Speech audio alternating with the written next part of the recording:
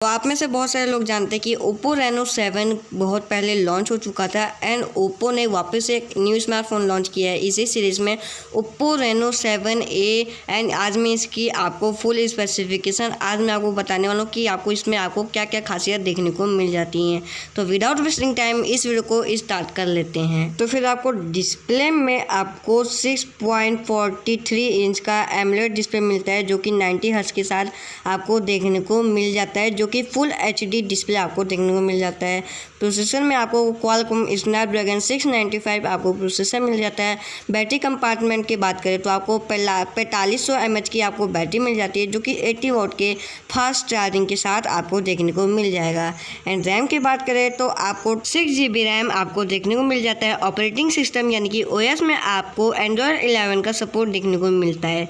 And अगर बात करें सिम टाइप्स की तो सिम टाइप्स में आपको डुअल सिम का सपोर्ट मिलता है जिसमें आपको 3.5 mm का आपको ऑडियो जैक मिलता है। इसी के साथ आपको इन डिस्प्ले फिंगरप्रिंट भी आपको देखने को मिल जाता है। एंड अगर बात करें स्टोरेज की तो 128 GB का आपको स्टोरेज मिल जाता है। कैमरा की बात करें तो 48 megapixel plus 8 megapixel plus 2 megapixel आपको बैक कैमरा मिल जाता है।